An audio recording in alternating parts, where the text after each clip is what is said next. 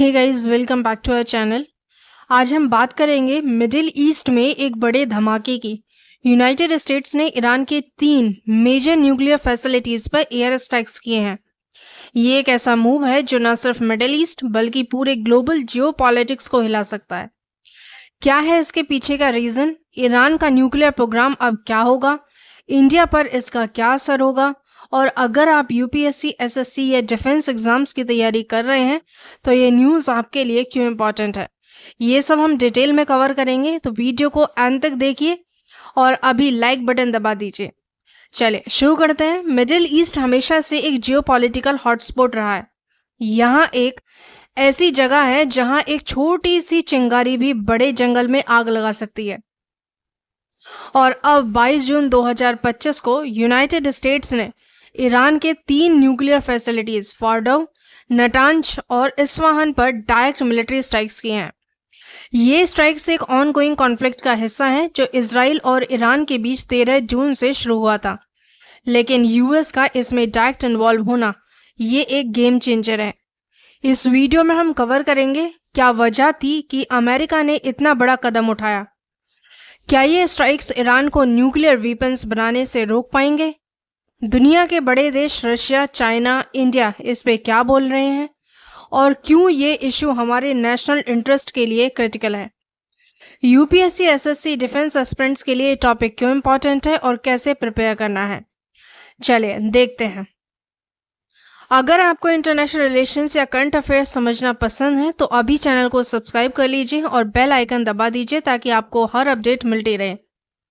सबसे पहले ये समझना जरूरी है कि अमेरिका ने ये स्ट्राइक्स किए क्यों। ये कोई छोटी मोटी बात नहीं है। ये पहली बार है जब किसी यूएस प्रेसिडेंट ने किसी दूसरे देश के न्यूक्लियर फैसिलिटीज पर डायरेक्ट अटैक किया है। और ये है प्रेसिडेंट डोनाल्ड ट्रंप जो 20 जनवरी 2025 को अपना सेकेंड टर्म शुरू कर चुके हैं।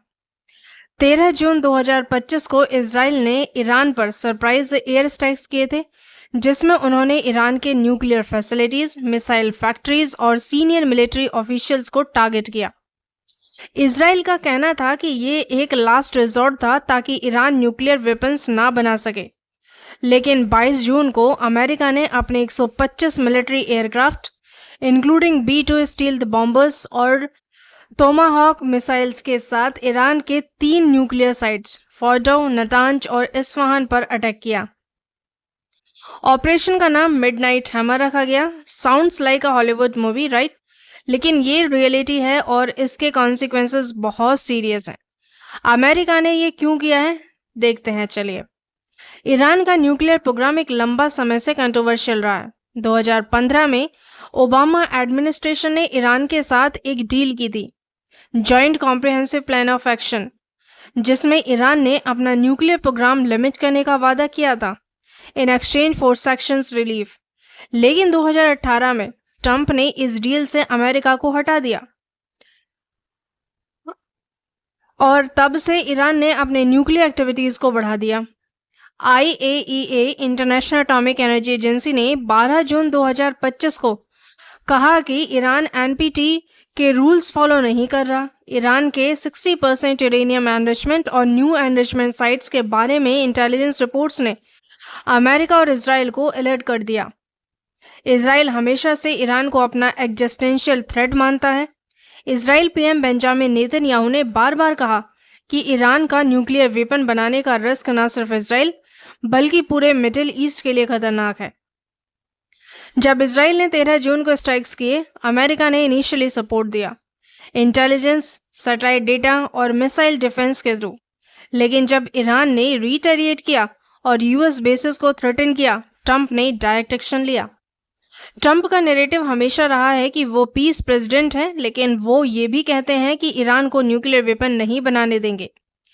उन्होंने अपने सेकेंड टर्म में एग्रेसिव फॉरेन पॉलिसी अपनाई।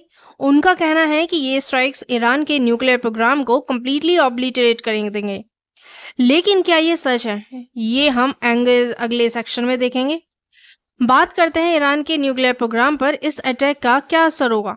यह समझना बहुत जरूरी है कि ईरान का न्यूक्लियर प्रोग्राम कोई छोटी चीज़ नहीं है। ये एक कॉम्प्लेक्स मल्टी लेयर्ड प्रोग्राम है जो डिकेड से डेवलप हो रहा है। क्या हुआ स्ट्राइक्स में? फोर्डो पर, ये ईरान का सबसे सेंसिटिव न्यूक्लियर साइट है जो एक माउंटेन के अंदर ब्यूरीड है। यूएस ने यहाँ 14 GBU 57 मैसिव ऑर्डिनेंस पेनिट्रेटर्स यूज किए हैं जो 60 फीट कंक्रीट या 200 फीट अर्थ पेनिट्रेट कर सकते हैं।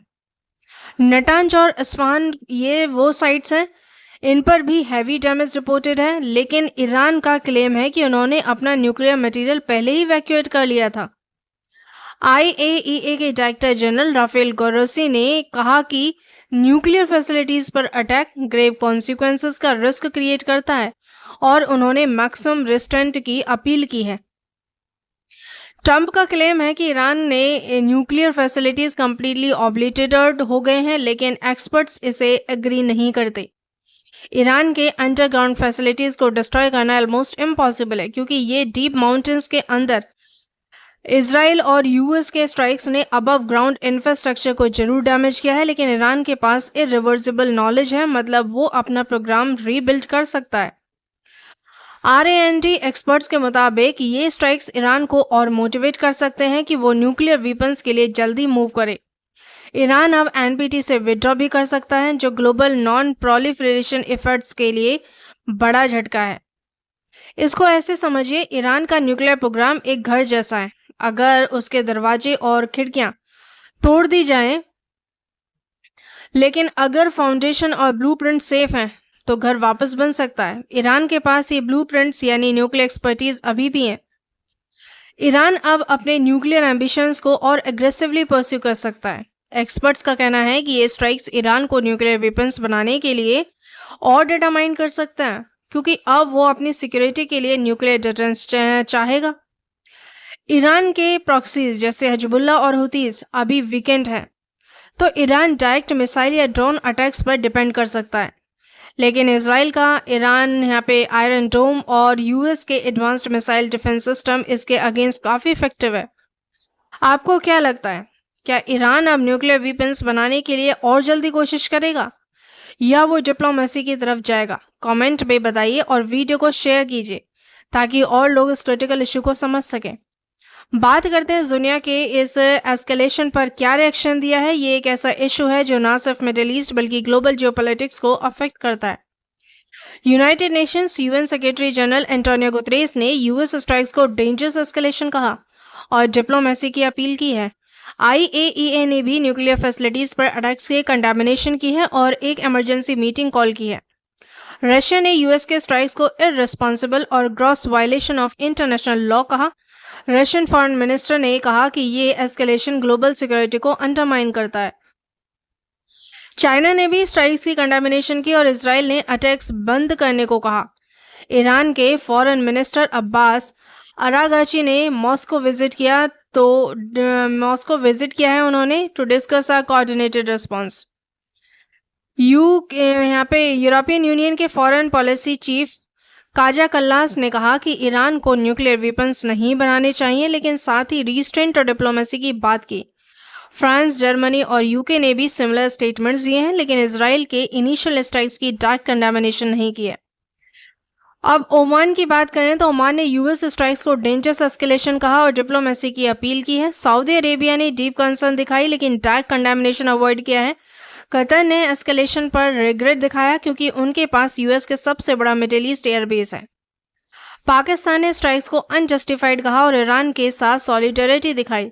टर्की ने इसराइल के स्ट्राइक्स को रेकलेस प्रोवोकेशन कहा और इंटरनेशनल लॉ के वायलेशन का एक्यूजेशन लगाया है। यूक्रेन ने सरप्राइजिंगली यूएस स्ट्राइक्स को सपोर्ट किया है कहा कि ये ईरान की न्यूक्लियर एम्बिशंस को रोकना जरूरी था। ये रिएक्शंस इसलिए मिक्स्ड हैं क्योंकि हर कंट्री के अपने जियोपॉलिटिकल इंटरेस्ट हैं। रशिया और चाइना ईरान के एलाइज हैं तो वो यूएस के अगेंस्ट है। यूरोप चाहता है कि ईरान न्यूक्लियर वेपन्स ना बनाए, लेकिन वो वॉर भी नहीं चाहता। मिडिल ईस्ट के कंट्रीज को अपनी सिक्योरिटी और ऑयल ट्रेड की चिंता है। आपको क्या लगता है, क्या रशिया और चाइना इतनी स्ट्रांगली यूएस के अगेंस्ट बोल रहे हैं? क्या ये एक बड़ा ग्लोबल कॉन्फ्लिक्ट बन सकता है? कमेंट में अपने थॉट्स शेयर कीजिए। बात करते हैं इंडिया के पर्सपेक्टिव की, तो मिडिल ईस्ट हमारे लिए सिर्फ एक जियोपॉलिटिकल रीजन नहीं है, ये हमारी एनर्जी सिक्योरिटी, ट्रेड और डायस्पोरा के लिए क्रिटिकल है। इंडिया मिडिल ईस्ट से अपना 60% से ज़्यादा क्रूड ऑयल इंपोर्ट करता है। अगर ईरान स्ट्रेट ऑफ हॉर्मुज बंद करता है तो 20% ग्लोबल ऑयल सप्लाई का रूट है, तो ऑयल प्राइसेस यहाँ पे $130 पर बैरल तक जा सकते हैं। ये इंडिया की इकोनॉमी के लिए बड़ा झटका होगा। ये एक एम्बिशियस प्रोजेक्ट है जो इंडिया को यूरोप से कनेक्ट करेगा वाया मिडिल ईस्ट, लेकिन इस कॉन्फ्लिक्ट की वजह से ये प्रोजेक्ट डिले हो सकता है, जो इंडिया के ट्रेड एम्बिशंस के लिए सेटबैक है। प्रोजेक्ट है ये India middle east Europe economic corridor. Middle east में 8 मिलियन से ज़्यादा इंडियन वर्कर्स हैं, स्पेशली गल्फ कंट्रीज़ में। अगर ये कॉन्फ्लिक्ट बड़ा होता है तो उनकी सेफ्टी और रेमिटेंसेस पर असर पड़ेगा। पीएम नरेंद्र मोदी ने ईरानियन प्रेसिडेंट मसूद से बात की और डायलॉग और डिप्लोमेसी की अपील की है। इंडिया हमेशा से मिडिल ईस्ट में न्यूट्रल स्टांस रखता है क्योंकि हमारे रिलेशंस ईरान, इसराइल और गल्फ कंट्रीज सबके साथ हैं। लेकिन ये टाइट रोप डिप्लोमेसी अब और चैलेंजिंग हो गई है। इंडिया की पोजीशन एक टाइट रोप वॉकर जैसी है। एक तरफ ईरान, एक तरफ इसराइल और यूएस और बीच में गल्फ कंट्रीज। एक गलत कदम और बैलेंस बिगड़ सकता है। आपको क्या लगता है, इंडिया को इस कॉन्फ्लिक्ट में कम्प्लीटली न्यूट्रल रहना चाहिए या किसी की एक की तरफ थोड़ा टिल्ट कर देना चाहिए? कमेंट में अपने सजेशंस जरूर दें। बात करते हैं अब, ये मिडिल ईस्ट का क्राइसिस एक ऐसा टर्निंग पॉइंट है जो न सिर्फ रीजनल बल्कि ग्लोबल स्टेबिलिटी को अफेक्ट कर सकता है। अमेरिका के स्ट्राइक्स ने ईरान के न्यूक्लियर एम्बिशंस को टेम्पररी सेटबैक दिया है, लेकिन लॉन्ग टर्म में ये कॉन्फ्लिक्ट और इंटेंस हो सकता है। इंडिया के लिए ये एक चैलेंजिंग सिचुएशन है, लेकिन हमारी डिप्लोमेसी और स्ट्रैटेजिक प्लानिंग हमें सेफ रखेगी।